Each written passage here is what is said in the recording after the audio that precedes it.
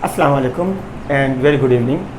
So this is the second part of receipt and payment account and income and expenditure account.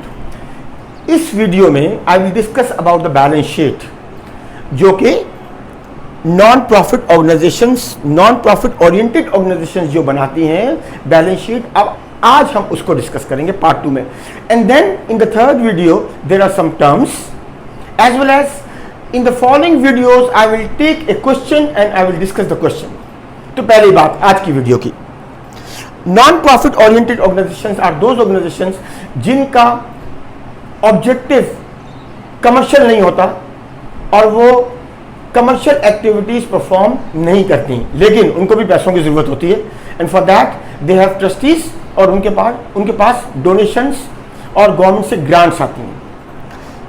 Balance sheet कैसे बनाएंगे, इससे पहली वाली video में I discuss about income and expenditure account, I discuss about receipt and payment account, और आज मैं discuss करने जा रहा हूं आपके साथ द बैलेंस शीट.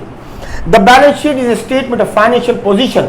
एक बैलेंस शीट किसी भी नॉन प्रॉफिट ऑर्गेनाइजेशन की उसी तरीके से बनती है जिस तरीके से हम जर्नल बैलेंस शीट बनाते हैं, सोल ट्रेडर की, पार्टनरशिप की, कंपनीज की. लेकिन हर ऑर्गेनाइजेशन की, हर टाइप ऑफ ऑर्गेनाइजेशन की बैलेंस शीट में कुछ स्पेसिफिक चीजें उस स्पेसिफिक टाइप ऑफ ऑर्गेनाइजेशंस के लिए होती हैं. फॉर एग्जांपल सोल ट्रेडर में assets is equal to liabilities plus capital होता है, जबकि पार्टनरशिप में कैपिटल के अलावा करंट अकाउंट्स भी आते हैं, जबकि कंपनी अकाउंट्स के अंदर शेयर कैपिटल होते हैं, रिजर्व्स होते हैं, revenue reserve and capital reserve. देखते हैं सोल ट्रेडर के बाद मैंने जैसे आपसे डिस्कस किया पार्टनरशिप और कंपनी, इनके बाद हम देखते हैं कि non profit organisation, non profit oriented organisations की बैलेंस शीट कैसे बनती है. इन बैलेंस शीट में भी हम तमाम एसेट्स को जमा करेंगे at the end of the year, उसमें से तमाम लायबिलिटीज माइनस करेंगे. तो हमें याद है कि assets minus liabilities is equal to capital, लेकिन यहां पर assets minus liabilities is equal to accumulated funds होते हैं. एक्यूमुलेटेड फंड्स क्यों होते हैं कि यहां पर इन्वेस्टर्स तो होते नहीं है, यहां पर ट्रस्टीज होते हैं. तो जितने भी एसेट्स होते हैं उनको माइनस करते हैं लायबिलिटीज में से, तो we get an answer and that answer is called accumulated funds.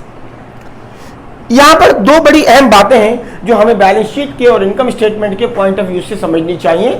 यहां पर जो मेन इनकम होती है किसी भी क्लब की, that is called subscription income. और बैलेंस शीट में दो इंपॉर्टेंट टर्म्स इस्तेमाल किए जाते हैं. One is called subscription in arrear and second is called subscription in advance. Subscription in arrear is an asset account and subscription in advance is a liability account.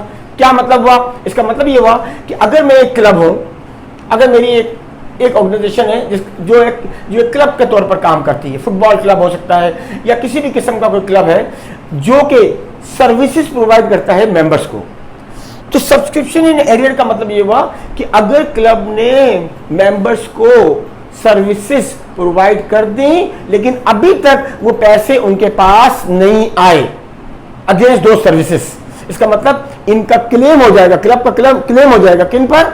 Members पे. So that is a debtor account, receivable account, और यहां पर हम इसका नाम देते हैं subscription in arrear. अब for example this is swimming pool. एक क्लब है जो स्विमिंग पूल चलाता है. कुछ मेंबर ऐसे हैं जिन्होंने एडवांस में पैसे दे रखे हैं और अभी तक उन्होंने सर्विसेज रिसीव नहीं की. तो ये जो पैसे एडवांस में आ गए क्लब के पास, for that we have an account. The title of that account is subscription in advance. तो इसका मतलब आपने क्या समझा? Subscription in arrear is an asset account and subscription in advance is a liability account. Thank you very much, and in the next session we will discuss more terms related to non-profit oriented organizations में जो और terms होती हैं, donation का treatment क्या होगा, life membership किस तरह से हम उसको हम अकाउंट फॉर करते हैं, इसके अलावा ट्रेडिंग अकाउंट हम कैसे बनाते हैं क्लब अकाउंटिंग में, ये तमाम चीज़ें हम डिस्कस करेंगे. And then finally we will discuss a complete question as well. Thank you very much.